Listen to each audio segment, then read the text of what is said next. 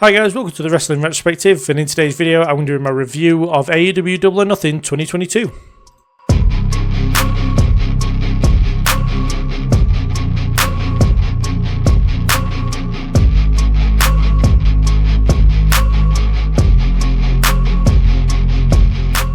So first on the card we had Wardlow defeating MJF to kind of be free of MJF's contract and to sign with All Elite Wrestling and become All Elite. But yeah, this was an extended squash match. Wardlow played MJF's games and then got powerbombed to death not long afterwards. But this match was more about the controversy that happened before the match. MJF no-showing a fan event. Apparently he was going to fly back to wherever. He was flying out of LA essentially. And yeah, we didn't know kind of going into it whether he was going to show up, whether it was fake, whether we were being worked. And yeah, it was just like an A-star heel performance from MJF. But the issue is that it took a lot away from Wardlow because MJF was the bigger talking point after the match. So yeah, how did a big win over a top star help Wardlow? Well, it didn't. He was misused massively afterwards. He had a couple of TNT title runs, but that was about it. And yeah, now he's like barely on TV. We don't really know why. I believe he was injured for a bit, but he's not injured now. And yeah, arguably he's becoming one of the biggest fumbles in AEW history.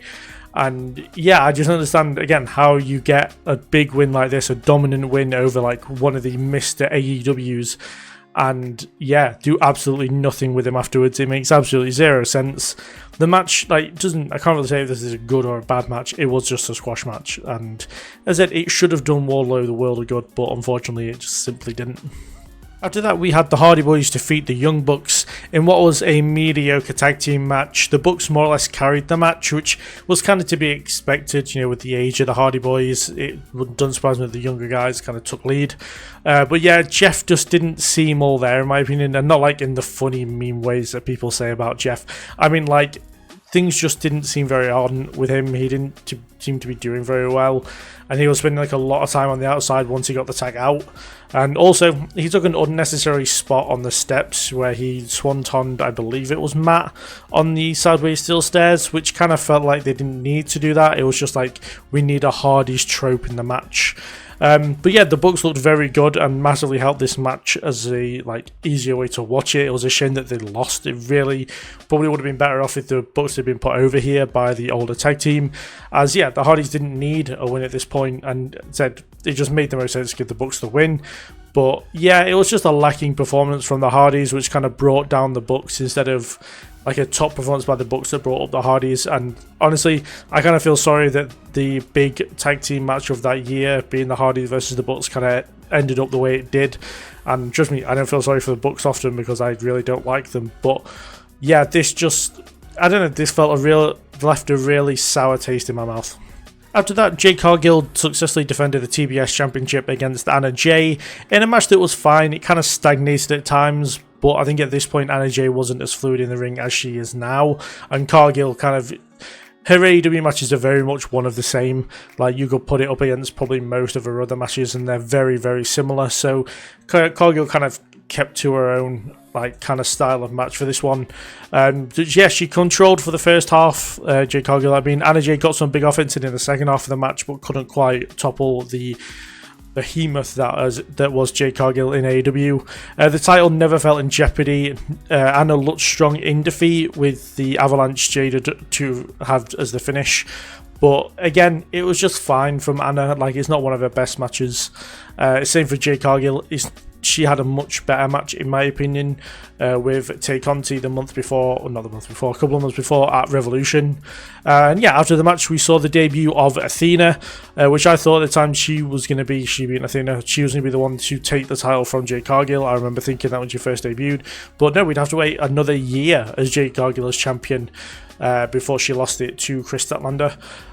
But yes, Athena is a woman who, as a way we put it, she is successfully underutilized because she's obviously one of the best Ring of Honor, if not the best Ring of Honor women's champions of all time, and yet it still feels like every year she gets massively underutilized by AEW, and she should be on regular AEW television rather than Ring of Honor. I feel like she'd make a killing in AEW. So yeah, it was kind of a weird one. as far as like Athena goes, the way they brought her in and then sent her straight down to Ring of Honor. The match itself, though, I said it was fine for the most part. It was better than the Bucks and the Hardys, but it wasn't better than Wardlow and MJF, even though it was a much less of a match. It kind of sits in that middle ground, and yes, it wasn't Anna Jay or Cargill's best matches, and obviously their best is probably still yet to go. Following that, we had the House of Black defeat the Death Triangle in what was a absolutely fantastic match. Probably the best match of the night of this point, and probably the second best match of the night overall. I do miss this time in like the trios division when like the teams like the Bucks and Kenny, so the Elite. We had the House of Black, we had Death Triangle, we had the Acclaimed were starting to get onto the rise as well. Like loads of good trios teams to be able to challenge for these championships, and it's like a division that was taken a lot more seriously back then than it is now. I like the opening quarter of the match where we kind of had 3 singles matches between each members of the group. I believe, if I remember correctly, it was Buddy and Pac, it was Penta and Brody, and it was Ray Phoenix and Aleister Black, or Malachi Black, sorry. But yeah, no, overall this was also fantastic, and House of Black, knowing how quick the Death Triangle are, like as just wrestling, like wrestlers overall, you know, Penta, Ray and Pac are very, very quick wrestlers. They were the ones that were actually slowing the match down, which was very unusual for them, especially with the likes of Buddy Murphy and Malachi Black wrestling the way they do, but it worked very, very well. And yeah, it showed kind of, in my opinion, that any member of the House of Black can wrestle any style, which is obviously why they're like 3 of the best right now. But yeah, Brody's suicide dive was a huge risk. It's the one where he kind of clipped his legs on the top rope and almost landed on his neck on the apron, which wasn't great. But yeah, both teams and individually had great chemistry together. As I said, like as a team, they were great, but then also whenever they were doing random individual matches, they were great as well. But yeah, I thought it was a great way to end the match with the reintroduction of Julia Hart as part of the House of Black. I remember popping when that happened. And yeah, it's just like a great finish to what was a fantastic match, and I've got nothing but positives just to say about this one. Following that, we had the final of the men's Owen Hart Foundation tournament, which was Adam Cole defeating Samoa Joe. It was a good match. It was very evenly contested. There was great chemistry between them both, to say that they wrestled each other for the first time on this event, which is mad. I actually had to look up beforehand if it was the first time that they met, and yeah, they never met in Ring of Honor, and they never met in WWE and NXT, and they never met before this here, which I think is crazy. So I feel like these like 2 of the top guys like on the independents and in Ring of Honor and stuff like that in the early 2000s. But yeah, I'd say that the advantage went to Joe, like for the majority of the match. I think if it was done on points, Joe probably would have got the win here, just because of the size difference, and it's not like a thing of Adam Cole being small, I get that. But yeah, Joe kind of played his role really well as the bigger guy in the match. And yeah, he said it took a lot of resiliency of Adam Cole to overcome Joe, and said yeah, it was just an overall very good match. And yeah, as I said, I can't appreciate enough how good the chemistry was, like, and you can tell like just as wrestlers overall how good these 2 are, because like everything flowed so well throughout the match. It didn't feel as long as it was, as well, which is I always enjoy when a match feels shorter than it is, because the action's so good throughout. And yeah, I said it was another very decent match on the show. And yeah, I completely forgot. I think like the finish was the Undisputed Elite got involved, so Bobby Fish and Kyle O'Reilly got involved. Completely forgot about Bobby Fish being part of AEW, which yeah, was weird because I wasn't aware that Adam Cole was the heel going into this. I completely forgot about that and assumed that Joe was the heel.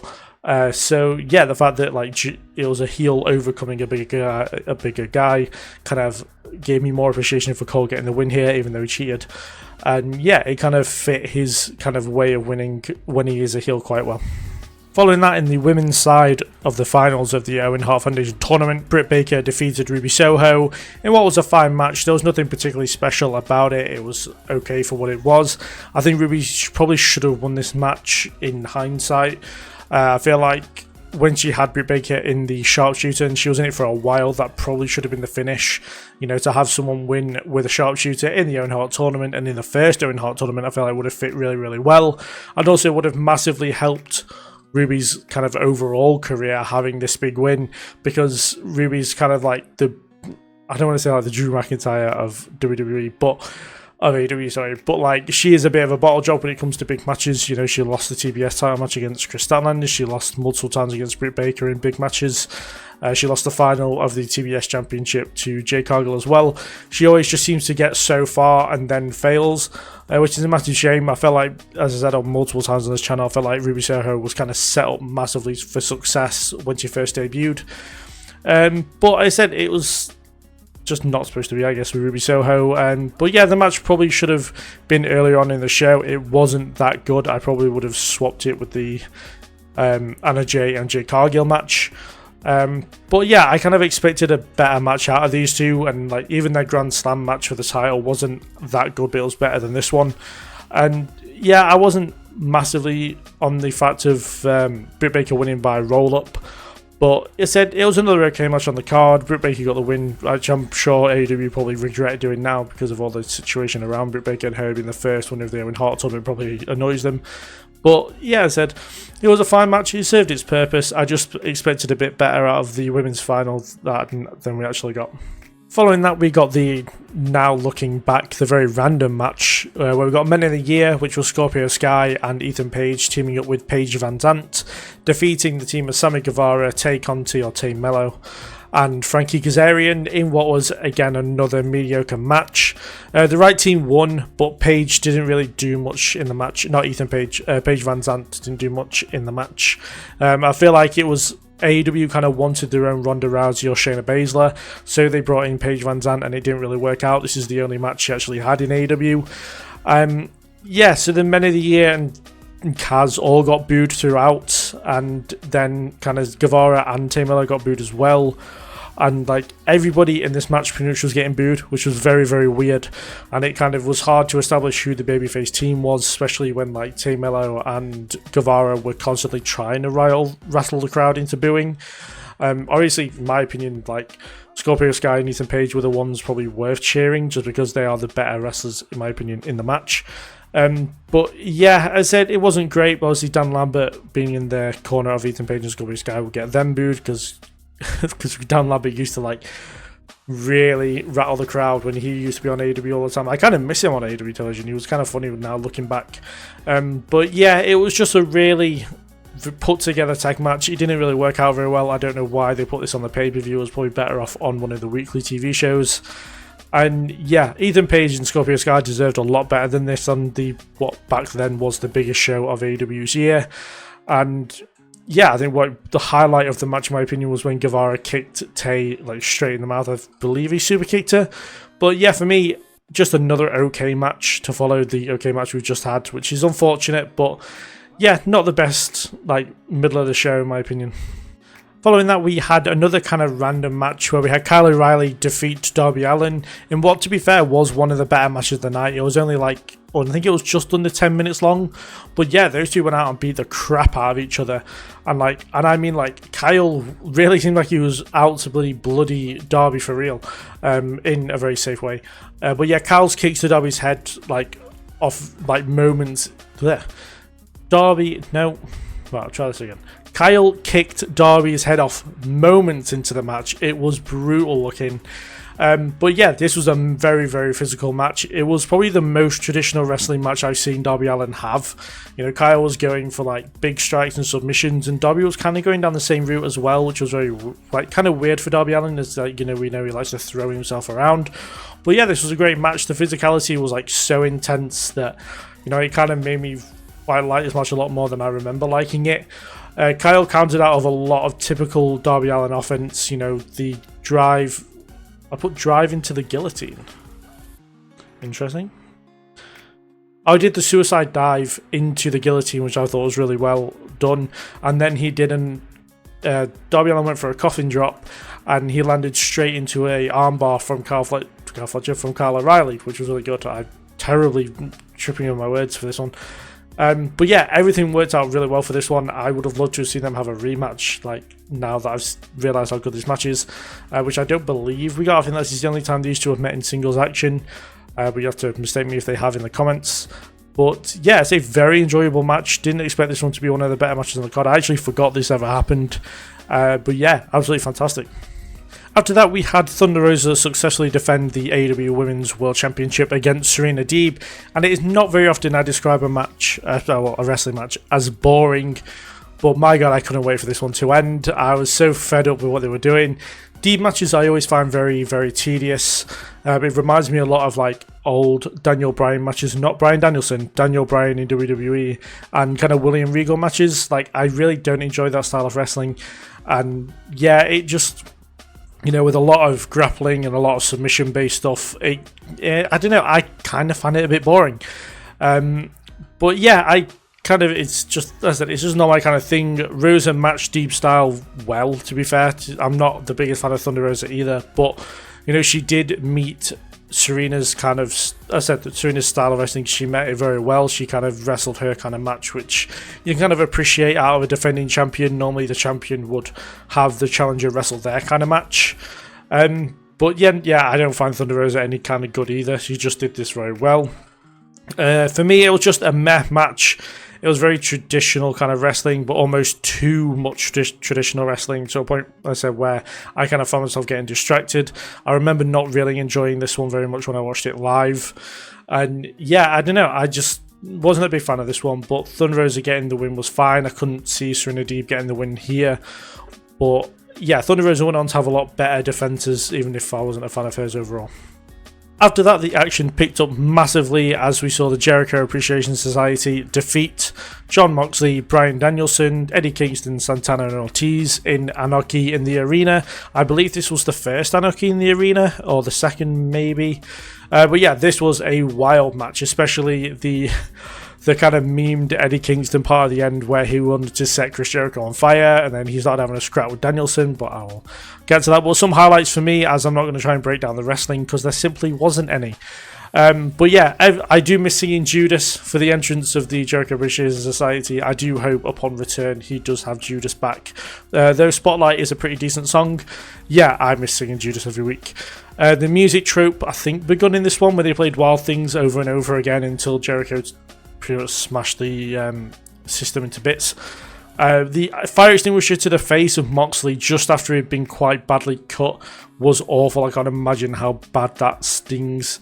Angelo Parker, or Cool and Ange, and Matt Menard took an absolute beating in this one, especially Matt Menard. He was bloody from very early in.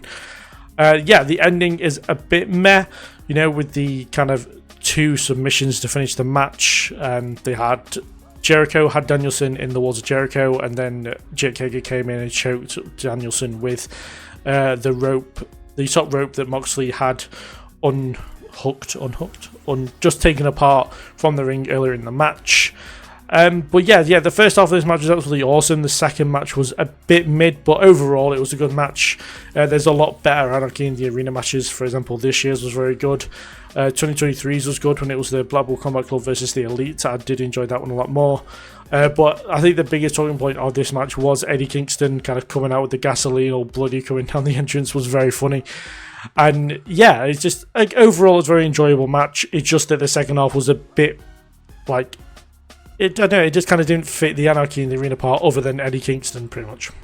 After that, we had the Jurassic Express, so Jungle Boy Jack Perry and Luchasaurus successfully defend the World Tag Team Championships against Team Taz, which was Ricky Starks and Powerhouse Hobbs, and Swerve in Our Glory, which was Swerve Strickland and Keith Lee.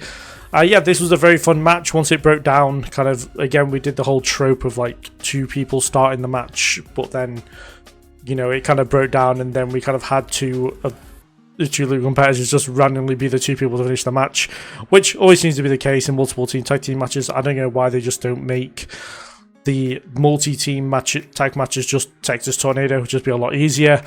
Man, I miss Keith Lee very much. He was so awesome to watch, and it's been such a shame like that kind of life got in the way with him, and we've not seen him in like what feels like the better part of 2 years at this point. But yeah, the match was absolutely action-packed, as you kind of expect. The three-way tag had like a big concentration on the bigger guys, which was surprising. So Hobbs, Keith Lee, and Luchasaurus kind of had big moments in this match where they were kind of wrestling as a triple threat, while the other guys were kind of recovering or fighting on the outside. Ricky starts landing on his neck nearly, but Keith doing the I don't want to do it because I'm really bad at impressions, but he did the oh my god just before Swerve did a moonsault off his chest. It was just that whole sequence of events was like awful for Ricky, but then was made like awesome by Swerve and Keith Lee. But yeah, Luchasaurus was holding his own against Keith Lee and Will Hobbs, Powers Hobbs. We call him both things, I guess. It was really good. It was kind of the first showing of just how good Luchasaurus is, and obviously we got to see the Armor on when he was technically TNT champion, even though Christian held the belt all the time. But yeah, I'd say this one, as it was very action-packed, very high octane, and very enjoyable. Probably the fourth best match on this card behind Kyle and Darby. But yeah, definitely one of the more enjoyable ones. But Jurassic Express's best triple threat tag team match came at Revolution when they faced the Bucks and Red Dragon. But yeah, this was very, very good still. And finally, in the main event, we had CM Punk defeat Hangman Adam Page to become the new AEW World Champion. And it's actually impressive that Punk got such a bad match out of Adam Page compared to Adam Page getting a good match out of Punk. In my opinion, Punk only had one very good match in AEW, and that was the Revolution match against MJF in the dog collar. But yeah, Punk, he looked a right twat going for the buckshot lariat, not once, but twice, and landing on his ass. And yeah, and everything else about this match, like Hangman did as good as he could do, but I can imagine he felt pretty sour knowing he was about to lose to Punk. But yeah, this match was just really, really bad. I'd put it probably one of the worst main events in AEW history as far as their pay-per-views go. But yeah, in hindsight, probably shouldn't have put the title on Punk. Not just for the fact that he went on to have a very long run. No, wait, he didn't. He broke his foot like the night after. Or not the night after, like a couple of nights afterwards when he jumped into the crowd and had to vacate the title probably within the week of losing it, which was kind of funny, I'm not going to lie, now looking back on it, but it was pretty terrible at the time, which meant that the era of Jon Moxley coming in when all else fails kind of started. But yeah, I mean, even after the broken foot thing, they probably shouldn't have put the title back on Punk afterwards anyway, and they did that. But yeah, knowing how Punk was backstage in AEW, and then like seeing, I don't know, just everything surrounding Punk, Tony really should have had the hindsight not to put the title on Punk and avoided it at all costs. But he was probably thinking more about money and stuff like that. But yeah, not the great decision from that. And yeah, this match was crap. So those are my thoughts of each match, one by one. Overall, my thoughts of the show was it had its good moments, don't get me wrong. You know, there was 4 very good matches on the card, but to say there's 4 matches on the card and there was 12 overall isn't great. I'd probably put this down as more of a mediocre show. It's definitely one of the weaker Double or Nothing shows. Of course, what doesn't help the fact that this is the one that's incredibly drawn out as well. They made this one especially long. I believe it's because some kind of other sporting event was going on during the show, so they wanted people to come and watch the pay-per-view afterwards, which I kind of get, but it was a really, really hard watch. I remember when I was covering this for, I think I covered this for the channel originally, but I remember watching it live and remember thinking this is going very, very long. I think it was like 5 a.m, 6 a.m. nearly in the UK when time this finished. It really, really wasn't that good. And yeah, it wasn't even a case of like the matches were holding up everybody's interest, because most of the matches on this card were not very good. And yeah, it's a bit of a letdown Double or Nothing. I wanted to kind of not, I don't know, I kind of want to do an AEW pay-per-view, so I kind of looked on Cage Match for just a random one, and I thought I'd comically do like a lesser, not as good one. I don't know why, but I thought, well, the thing is, because the last AEW one I did was their best one in All Out 2021, so I thought I would kind of contradict and go with either way. The next revisit that I'm doing will be Evolution for WWE, the first one back in 2018, as a kind of the same weekend that Evolution this year goes on, so do look forward to that. And yeah, do put down in the comments below any other AEW pay-per-views you'd like to see me cover in the future. I'm looking at doing the first Forbidden Door for just before Forbidden Door happens in August, so do look out for that as well. Do look out for all the other stuff. There's Night of Champions coverage coming up on the channel very, very soon. There's a lot of lists on the channel over the last few days. My favourite WWE theme songs is up. My favourite, the SummerSlam card I like to see is up as well. Do go check that out. It's a card that I think would be pretty sick if it happened, even though it probably won't, because I don't tend to get a lot of these right. But yeah, do check those out. Do subscribe. I'm trying to get to 1,000 subscribers before SummerSlam, so do subscribe. There's a lot of wrestling stuff I do try and upload every other day. And yeah, thank you very much for watching. Do like the video, and yeah, I'll see you guys in the next one.